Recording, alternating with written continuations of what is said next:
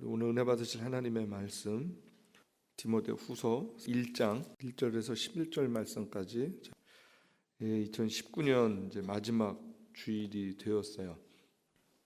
마지막 그러면 이렇게 마지막 시간들을 돌아봐야 되는 그런 의미가 있습니다. 2019년이 이제 3일 정도 남았어요. 그럼 우리가 생각해 봐야 되는 거예요. 뭘 잘했지, 뭘 잘못했지, 이거 혼자 생각하고 또 짚고 넘어가야 되는 그런 일들이 있습니다. 근데 뭘 잘했고 뭘 잘못했는지를 생각할 때 누구 앞에서가라는 거예요. 기준이 누구인가. 제일 중요한 게 하나님 앞에서 내가 뭘 잘했는지 뭘 잘못했는지 이거 생각해야 되고요. 그 다음엔 또 내가 사람들에게 뭐 잘못한 거 없나 이거 돌이켜봐야 됩니다. 또 교회 공동체에서는 내가 잘했나, 정말 최선을 다했나 이거 생각해야 되고요. 또 가족들에게는 내가 어떻게 대했나, 또 내가 일터에서는 어땠나. 그러니까 나라는 한 사람의 그리스도인으로 내가 속한 모든 곳에서 어땠는가를 한번 돌이켜봐야 된다라는 거죠. 우리를 돌이켜보는 것은 굉장히 좋은 일입니다. 의미 있는 일입니다. 그래야 성숙이 있고요. 또 내일에 소망이 있기 때문에 그렇습니다. 오늘 본문 디모데후서는 바울의 마지막 편지입니다. 로마 감옥에 이제 다시 갇히게 됐어요. 두 번째로 투옥되었고 이제 시간이 얼마 안 남았구나라는 것을 알 수 있었던 그런 때였습니다. 그래서 사랑하는 아들 영적인 동역자 디모데에게 편지를 보낸 것이 이 디모데후서예요. 어떻게 보면 디모데후서는 이제 바울의 유언과도 같은 그런 말씀이에요. 그래서 이 말씀 앞에서 우리도 한번 한 해를 돌아보는 거예요. 하나님께서 우리에게 어떤 말씀을 주셨나 생각할 수 있는 거죠. 우리가 본문의 1장을 읽었습니다. 1장 서론 부분을 이렇게 복음의 내용이 뭐냐면 본문의 내용은 우리가 복음을 받았는데 이 복음을 위하여서는 고난도 감수해야 된다라는 것이 시작이에요. 그리고 마지막 오늘 제가 설교를 이렇게 강의할 본문의 내용은 4장 1절부터 11절에 있는 또 하나 8절까지 있는 말씀인데 이 말씀을 보면 바울에게 있어서 어떻게 보면 이제 쭉 편지를 쓰면서 마지막 부분이거든요. 4장 1절에서 8절까지는 공적으로 유언을 하는 거라면 또 9절부터는 자기의 개인적인 어떤 유언을 하는 내용들을 소개를 해주고 있습니다. 여러분 4장 1절을 한번 보시면 이렇게 말씀이 되어 있어요. 하나님 앞과 산 자와 죽은 자를 심판하실 그리스도 예수 앞에서 그의 나타나실 것과 그의 나라를 두고 엄히 명한다. 그러면서 심판하실 그리스도에 대해서 말씀을 해주고 있습니다. 여러분 심판은 역사의 마지막, 어떻게 보면 시간의 마지막에 대한 말씀이에요. 일반적으로 우리는요 오늘이라는 시간에 관심이 많습니다. 지금 내가 사는 시간이 중요한 거예요. 물론 그리스도인으로 오늘을 살아가는 것은 중요합니다. 하지만 오늘의 시간 이후에 있을 마지막 시간이 있기 때문에 오늘이 중요한 거죠. 오늘이 모여서 내일이 되는 거거든요. 그 내일이 모여서 나의 인생, 하루하루가 모여서 내 인생이 되는 거거든요. 내 삶의 마지막, 하루하루 살아왔던 그 시간에 마지막이 있고 그 마지막 때 결국은 역사의 마지막 시간에 예수님께서 오셔서 모든 것을 심판하신다, 평가하신다라는 거예요. 그래서 오늘 우리들의 시간은 사명의 시간이고요. 마지막 시간은 하나님 앞에서 평가받는 그런 시간입니다. 그러니까 이 시간이 나누어져 있지 않은 거예요. 지금의 내 삶의 시간, 이 하루하루가 모여서 주님 앞에 서게 된다라는 거예요. 그러니까 오늘 의미가 있죠. 열심히 살아야죠. 아름다운 믿음의 삶을 정말로 살아내야 되죠. 그리고 그것이 모아져서 주님 앞에 선다라는 것을 지금 본문이 말하고 있습니다. 그러면서 2절로 가면서 이렇게 말씀을 해요. 너는 말씀을 전파하라. 때를 어떤지 못 어떤지 항상 힘쓰라. 범사에 오래 참음과 가르침으로 경책하며 경계하며 권하라. 예, 이 시간을 살아가는데 제일 중요하게 살아가야 되는 시간의 내용이 뭐냐 하면 말씀을 전파하면서 살아야 될 것에 대해서 말씀을 해주고 있습니다. 우리의 진정한 사명이 뭔가, 우리가 왜 존재하고 있는가에 대한 말씀이었습니다. 이 복음을 전하는 것보다 우선하는 것이 없다라는 거예요. 12월 25일 날, 수요일 날 저녁에 우리 스테파니아 선교사님께서 말씀을 전해 주셨는데, 제가 이렇게 처음 듣는 단어가 있었어요. 뷰티풀 가비지라는 개념이었어요. 아름다운, 우리말로 하면 아름다운 쓰레기, 이런 좀 극단적인 표현이었어요. 뭔가 그랬더니 많은 것을 생각해 주게 하는 그런 단어였는데, 예수 그리스도의 복음 외에 아무리 선한 일을 해도 그것은 어떻게 보면 아름다운 쓰레기일 수 있다라는 거였어요. 예수님을 전하지 않고 사랑도 나눌 수 있고 선물도 나눌 수 있고 같이 밥도 먹을 수 있고 착한 일을 할 수도 있고 많은 일을 할 수 있다라는 거예요. 그런데 복음이 빠져 있다면 그것은 의미 없다라는 거였어요. 근데 성탄절이 되면 우리는 그렇게 착한 일들을 한다라는 거예요. 선한 일들을 한다. 결국은 그것은 내 자신을 위한 일이었다라는 거예요. 그래야지 내가 편하니까. 그래야지 나도 착한 사람이 될 수 있으니까. 그런데 중요한 것은 복음이 빠져 있다면 그것은 의미가 있지 않다라는 거였습니다. 정말로 많은 것을 생각하게 했던 그런 단어였고요, 개념이었어요. 저희가 우리 교회에서 이제 이슬람 시리아 특별히 어린이 성경들을 난민촌에 나누는 일들을 지금 3년째 하고 있는데, 그 일을 하게 된 동기도 마찬가지였습니다.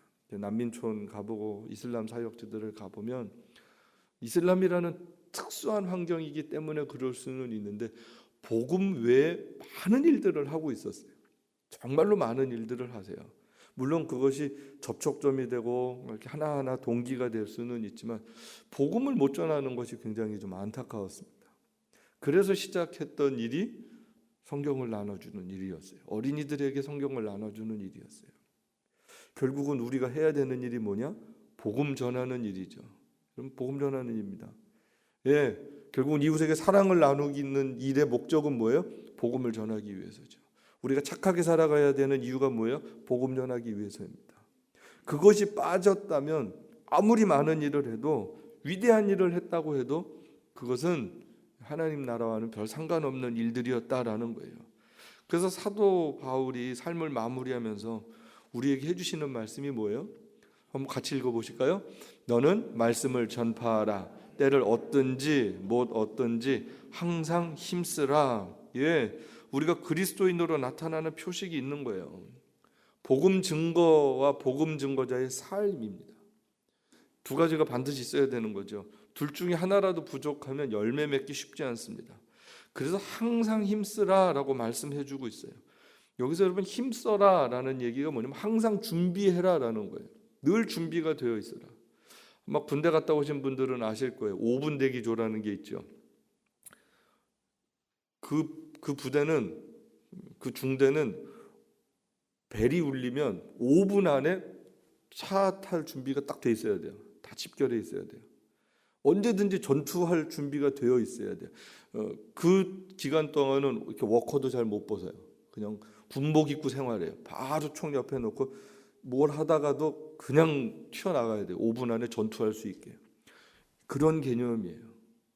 바로 우리가 때를 얻든지 못 얻든지 그렇게 복음을 전할 수 있는 준비를 하고 살아가야 될 것에 대해서 말씀을 하고 있습니다.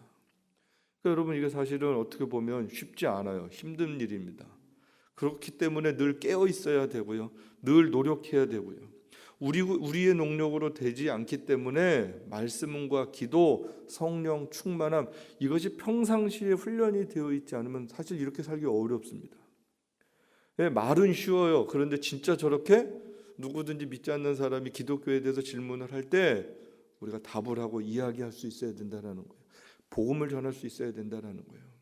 담대해야 되는 거죠. 실력도 있어야 되는 거죠. 은혜도 있어야 되는 거죠. 사도 바울이 그걸 얘기해 주고 있습니다. 그리고 그런 준비가 되었다면 그 마음에 어떤 태도가 있어야 되는지에 대해서도 가르쳐 주고 있어요. 여기 보니까 오래 참음으로 가르치고 그래요. 예, 오래 참는 거 어렵습니다. 참는 거 어려운데 오래 참는 거 더 어려워요. 오래 참음은 하나님의 속성이었어요. 하나님이 어떠세요? 우리 참고 기다려 주시죠. 예, 집 나간 자식 어떻게 하세요? 아버지가 돌아올 때까지 기다리시는 거예요. 하나님은 하나님의 백성들을 기다리세요. 누군가를 위해서 하나님이 오늘도 기다리고 계세요.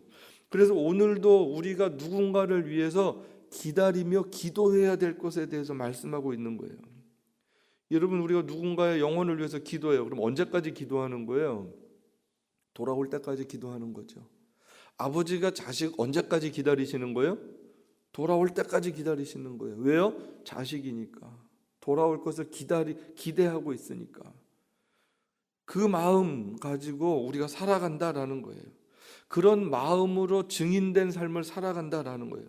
포기하지 않고 하는 기도에 하나님의 역사하심이 있음을 믿으시기 바랍니다. 포기하지 않는 거예요. 하나님이 포기하시지 않으니까.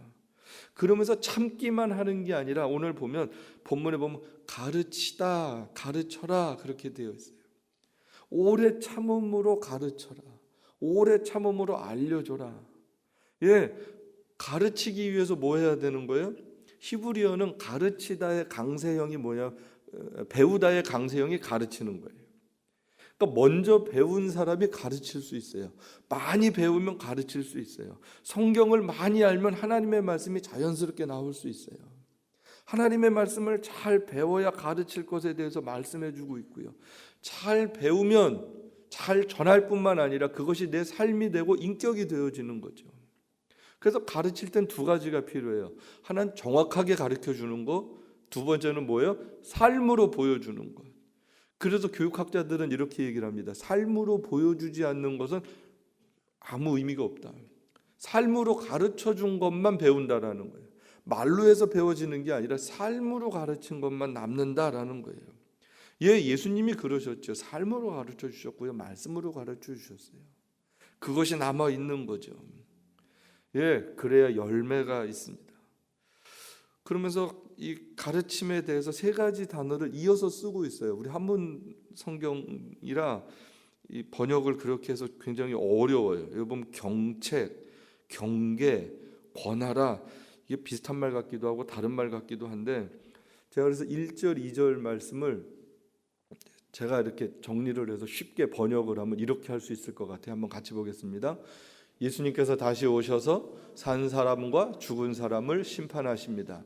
그리고 예수님께서 그의 나라를 세우실 것입니다. 그러므로 늘 준비해서 어떤 상황이든 항상 복음을 전하시오. 그리고 끝까지 참고 가르치십시오. 사람들을 책망하고 꾸짖어서라도 올바로 살도록 권해야 합니다. 예, 지금 그 뒤에 있는 부분이 그거예요. 사람들을 책망하고 꾸짖어서라도 올바로 살도록 권해야 합니다. 그게 여기 나오는 경책하고 권고하고 권하라라는 거예요. 우리는 그냥 말만 던져놓고 말 때가 많거든요. 근데 그렇지가 않고 꾸준히 올바로 살도록, 하나님의 사람이 되도록 그때까지 계속 참고 기다리면서 가르쳐야 될 것에 대해서 말씀하고 있습니다. 네, 예수님 오셔서 심판하십니다. 그렇기 때문에 우리가 잘 준비되어서 복음을 전해야 되고요. 쉽지 않지만 최선을 다해서 또한 우리들이 복음의 증인이 되어야 한다라는 것을 말씀해 주고 있습니다. 그런데 우리가 전해야 되는 세상이 어떠냐라는 거예요. 우리가 그렇게 하면 뭐가 잘 돼야 될 것 같고 열매들이 많았으면 좋겠는데 그렇지가 않아요. 이 세상이 호락호락하지 않아요. 3절, 4절 말씀은 이 세상에 대해서 가르쳐 주고 있습니다. 같이 보겠습니다. 사람들이 바른 교훈을 듣지 않고 오히려 자기 욕심을 따를 것이며 자기들의 귀를 즐겁게 하는 교사들의 말을 들으려고 그들에게 모여들 때가 올 것입니다. 그들은 진리를 외면하고 쓸데없는 이야기에 기울을 기울일 것입니다. 예, 이 세상, 지금 우리들이 살아가는 세상, 이렇게 설명을 해주고 있습니다. 진리보다는 욕심을 따르는 세상, 옳음보다는 성공에 더 매력적인 세상입니다. 우리말에 나쁜 말 있죠. 속담인데 뭐로 가도 서울로 가면 된다. 나쁜 말이죠. 바른 길로 가야 되는 거예요. 그냥 뭐가 되든 돈만 벌면 돼. 그러면 안 되는 거예요. 어떻게 해서든지 이기면 돼. 그리스도인은 그렇게 살 수 없다라는 거예요. 바로 가야 되고요. 바로 벌어야 되고요. 정정당당해야 되고요. 성실해야 되고요. 모든 사람들이 옳은 말이라도 야단치면 싫어합니다. 귀를 즐겁게 하는 이야기, 별 의미 없는 이야기에 마음 빼앗길 때가 많아요. 그러면서 요즘에 점점 그래요. 나 좋으면 그만이고요. 나 싫으면 그만인 세상이 돼버렸어요. 그게 무슨 얘기예요? 내가 주인이다라는 얘기예요. 내가 왕이다라는 얘기예요. 우리가 그런 세상 속에 그리스도인으로 산다라는 얘기는 내가 주인이 아니고 이 세상의 가치가 우리의 마음을 빼앗는 것이 아니라 하나님이 주인이시다. 예수 그리스도가 나의 주인이시고 그분의 나라와 영광을 위해서 우리가 살아가고 있다라는 거예요. 주인을 바꿔놓는 일이었습니다. 그게 예수님을 믿는 일이었습니다. 여러분, 우리가 그래서 예수님을 믿는다라는 얘기는, 이런 세상 가운데 예수님을 믿는다라는 얘기는 정말로 어마어마한 이야기였습니다. 어떻게 보면 핍박도 힘들지만 이런 세상의 문화가 사실은 더 힘들 수 있어요. 더 어려워요. 남들이 다 글로 가요. 그러면 나도 가야 될 것 같고요. 남들이 다 그렇게 하면 나도 해야 될 것 같고요. 그게 우리의 마음을 이렇게 끌고 가는 힘이 있거든요. 그렇게 안 하면 불안한 거예요. 그런데 우리는 그렇게 다 가도 반대로 그냥 갈 수 있는 힘을 하나님 앞에서 가지고 살아가는 사람들입니다. 세상이 다 일로 가도 아니야, 그거 아니야. 나는 일로 가야 돼. 이 길이 맞는 길이야. 이 길이 옳은 길이야. 이 길이 생명의 길이야. 그리고 이 길을 용감하게 걸어가는 사람들이 그리스도인들이다라는 거죠. 혼자 가면 외로워요. 그래서 하나님이 교회로 묶어주셨어요. 같이 가라고. 교회 공동체는 그래서 같이 그 길을 가는 사람들입니다. 많지 않죠, 세상에 비해서. 세상 사람들에 비해서는 소수예요. 그런데 그 소수가 가면 외롭지 않은 거예요. 갈만한 거예요. 할만한 거예요. 그렇게 같이 살아가는 게 바로 우리 에덴교회 성도들입니다.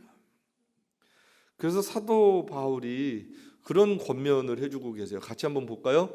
그러나 그대는 모든 일에 신중하며 고난을 견디며 전도자의 일을 하며 맡겨진 직무를 완수하십시오. 여기서 세 가지를 얘기합니다. 신중하라라는 거예요. 이게 뭐냐면 정신을 차리고라는 거예요. 그 길을 가기 위해서는 정신 차려야 돼요. 침착해야 돼요. 말과 행동을 조심스럽게 해야 돼요. 그리스도인으로 이런 세상을 살아갈 때 굉장히 신중해야 될 부분들입니다. 말이나 행동이나 다 조심해야 되는, 우리가 급해서 실수할 때 많거든요. 세상이 점점 악해질수록 머리는 냉철해야 되죠. 하나님의 말씀으로. 그리고 행동은 조심해야 된다라는 거예요. 또한 고난을 받는 거예요. 사도 바울이 1장에서도 고난을 얘기했거든요. 디모데에게 고난을 받는 거야, 복음을 위해서. 그런데 마지막 4장에 와서도 또 고난에 대해서 말씀을 해주고 있어요. 복음은 고난을 수반합니다. 그리고 고난을 견뎌야 돼요. 역사 속에 쉽게 복음을 전했던 일들이 없어요. 복음 전해서 네, 복음을 잘 듣고 믿고 따르겠습니다, 이랬던 적이 선교 역사 속에 있지 않아요. 다 거부하고 저항했습니다. 예수 믿고 난 뒤에 삶이 쉽지 않습니다. 정말로 예수님 뜻대로 살겠다고 결정을 하고 살면 여러분 쉬울 것 같은데 쉽지 않죠. 이 세상에서는 어렵습니다. 성실하고 정직하면 어떻게 보면 손해볼 때도 많고요. 복음으로 살기 위해서는 내 것을 포기해야 될 때도 아주 많다라는 거예요. 예수님을 믿고 사는 게 어떻게 보면 이 세상에서는 부담스러울 수 있습니다. 그 말씀에 100% 순종하고 살아가는 것이 쉽지 않을 때가 많아요. 여러분 가만히 생각해 보세요. 우리가 왜 정말 전도가 잘 안 될까? 세상 사람들과 우리가 정말 다르지 않아서 그런 것 같아요. 우린 다른 길을 가는 사람이거든요. 다른 가치를 따라야 되거든요. 전도하는 내용이 어려운 것이 아니라 예수의 증인으로 살아가려면 어떻게 보면 손해보고 좀 뭔가 이상한 것 같고 달라고 막 이래야 되는데 어떻게 보면 그러고 싶지 않은 우리의 마음이 한켠에 있단 말이에요. 고난이 싫어서 우리의 삶에 선한 예배를 맺지 못할 때가 많다라는 겁니다. 그래서 바울이 다시 우리에게 사명을 가르쳐 주시는 거예요. 전도자의 사명을 완수하라라고 가르쳐 주시고 있습니다. 주님 오실 때까지 최선을 다해야 되는, 너에게 사명이 있어. 그 사명을 따라서 살다가 그리고 내가 부를 때 오는 거야, 이 말씀이죠. 이 말씀을 이렇게 디모데후서를 쭉 제가 보면서 그런 생각이 들었어요. 누가 감히 다른 사람한테 정신 차리고 똑바로 살아, 이 얘기를 할 수 있을까? 고난을 받아도 사명 완수해.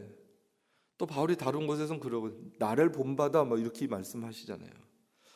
어떻게 그렇게 얘기할 수 있을까? 그건 자기가 그렇게 살았던 사람이기 때문에 이야기할 수 있겠다라는 생각을 해보게 됐어요. 만약에 삶이 없으면 그렇게 얘기하는 게 참 공허하겠죠. 본인도 더 잘 알겠죠. 다른 사람들은 뭐라 그러겠어요? 아유, 그냥 당신이나 잘하세요 이러지 않겠어요? 말은 속으로 하겠죠. 너나 잘하세요. 쓸데없는 소리 하지 말고 그냥 당신이나 잘하세요 이렇게 아마 얘기할 거예요. 요즘 같은 세상은, 우리 한국 같은 경우는 말 잘못하면 바로 인터넷에 떠서 고발당하거든요. 그러니까 이게 참 살아내는 게 정말로 쉽지 않아요. 여러분, 사도 바울은요, 그런데 예수님을 만난 이전과 이후가 정말 달랐던 분이잖아요. 예수님을 만난 다음엔 정말로 달랐어요. 주를 위한 자기의 삶을 정말 최선을 다해서 살았던 분이었습니다. 큰 은혜를 입은 자기 자신을 아니까 그 은혜 앞에서 살아갈 수 있었던 거예요. 그러니까 나도 이렇게 살았는데 여러분도 이렇게 사십시오, 같이 이렇게 삽시다라고 이야기했다라는 거예요. 사도 바울 교만하다라고 감히 얘기할 수 없는 것은 그분은 정말 그렇게 주의 은혜 가운데 살았다라는 거예요. 이제 죽음을 앞둔 사도 바울이 자신의 삶을 돌아보는 거예요. 그러면서 이런 고백을 합니다. 같이 보겠습니다. 이미 하나님께 제물로 드려진 나에게 세상을 떠날 때가 가까웠습니다. 내가 선한 싸움을 싸우고 모든 일을 마치고 믿음을 지켰으니. 선명하게 살았던 바울, 자기 자신을 뭐로 표현하는 거예요? 내가 하나님 앞에 제물로 드려졌습니다 라고 이야기를 합니다. 구원받은 이후에 내가 누군지 얘기하는 거예요. 하나님을 통해서 내가 복 받았으면 좋겠다, 잘 됐으면 좋겠다라는 생각을 단 한 번도 한 적이 없어요. 이미 그는 주님 만난 게 복으로 여겼습니다. 그거보다 다른 복이 있지 않았어요. 그게 너무 커서 이 세상에 어떤 것도 구하지 않았어요. 반대로 나 자신을 제물로 드리고 살았다라는 거예요. 이방인의 사도로 하나님이 부르셨잖아요. 그래서 가르치는 자로, 교사로 살았다라고 지금 1장에서도 이야기하거든요. 내가 이방인의 선교사로 부름을 받고 살았습니다라고 이야기를 해요. 여러분, 바울은 어떤 사람이었어요? 철저한 유대인이었습니다. 유대인들은 이방인을 뭐로 여겼어요? 개로 여겼다니까요. 절대로 구원받을 수 없다라고 생각을 했단 말이에요. 밥도 먹지 않았단 말이에요. 사도행전에 보면 그 이방인들, 예수 믿었던 사람들이 밥 먹는 거를 보고 유대인들이 와서 뭐라 그럴까봐 주저주저하고 막 베드로가 그랬잖아요. 이방인들이 예수님을 믿어 하나님의 자녀가 돼, 이거 생각 못했던 사람들입니다. 생각 안 했던 사람들이, 하고 싶지 않았던 사람들이 유대인들이었어요. 그런데 이방인의 사도로 부름을 받은 거예요. 그리고 이방인들을 만나는 거예요. 밥 먹고 이야기하고 교제하고 살았던 거예요. 여러분, 그가 문화적으로 삶으로는 쉽지 않았던 삶입니다. 핍박도 쉽지 않지만 이방인을 만나는 삶이 절대로 쉬운 삶이 아니었다라는 거예요. 유대인 입장에서는. 그런데 그렇게 살았어요. 선한 싸움을 싸웠다라고 고백을 합니다. 사명적인 삶을 살았다는 거예요. 사람들이랑 만나서 쌈박질하고 살았다, 이 얘기가 아니에요. 사명을 위해서 살았습니다. 영적 전쟁을 치르는 마음으로 살았어요. 바울이요, 그래서 전투 용어를 많이 쓰잖아요. 그 당시 문화적인 언어이기도 하지만 영적 전투를 하는 마음가짐으로 살았다라는 거예요. 아군과 적군을 정확하게 구별하고 살았습니다. 싸울 사람이 있고요, 싸우지 말아야 될 때가 있어요. 교회 안에서는 절대 싸우면 안 돼요. 여러분들이 예수님 안 믿는 사람들이랑은 무조건 손해봐야 돼요. 싸우면 안 돼요. 그 싸움을 하는 순간 우린 전도 못해요. 선한 열매 맺지 못해요. 우린 진짜 싸움은 누가 해야 되는 거예요? 악한 권세를 잡은 사람들이랑 하는 거예요. 그 악한 세력과 하는 거예요. 나 자신과 싸워야 되는 거예요. 진짜 싸움은 안 하고 딴 싸움을 하느라고 열심들을 내니까 우리가 참 생명의 열매들을 못 맺죠. 사도 바울이 얘기를 해요. 달려갈 길을 마쳤다. 나이 드셔서 감옥에 다시 잡혔습니다. 여기까지가 자기의 사명인 걸 안 거예요. 나의 달려갈 길을 마쳤다. 감옥의 삶은 이어지지만 이제 복음 증거자의 삶은 이제 여기가 끝이구나라고 생각을 했어요. 아쉽지만 이것도 인정하는 성숙한 그런 모습이었어요. 욕심 없었고 사심 없었습니다. 끝까지 믿음을 지켰다라고 말씀을 합니다. 주님과의 신의를 지켰던 거예요. 복음 전하도 고생 참 많이 하셨잖아요. 어려움도 겪었잖아요. 죽을 만큼 매도 맞고 벼랑에서 이렇게 떨어뜨려 갖고 죽으라고 엄청난 일도 경험하고 억울한 누명도 쓰고 배도 고프고 많이 힘들었어요. 그런데 바울이 예수님 만난 이후에 단 한 번도 주님을 원망하지 않는다니까요. 예수님께 원망하죠. 왜 어떻게 나한테 이러실 수 있어요? 그런 얘기 하지 않는 거예요. 그러지 않았어요. 아무리 힘들고 어려워도 주님을 신뢰했어요. 주님 사랑했어요. 어떠한 것도 주님과 바울의 관계를 흔들지 못했다라는 거예요. 예, 사도 바울은 참 아름다운 믿음의 고백을 합니다. 바울의 아름다운 고백을 보면서 제가 참 이렇게 고민이 됐던 게 있었어요. 바울이 만난 예수님, 우리가 만난 예수님이 같은 예수님인데, 바울이 받은 사명과 우리가 받은 사명이 같은 사명인데라는 거예요. 바울이 갈 천국과 우리가 갈 천국이 다르지 않죠. 같은 천국이죠. 그런데 왜 바울과 우리들의 삶이 다를까? 뭐 때문에 우리가 그렇게 잘 살지 못할까?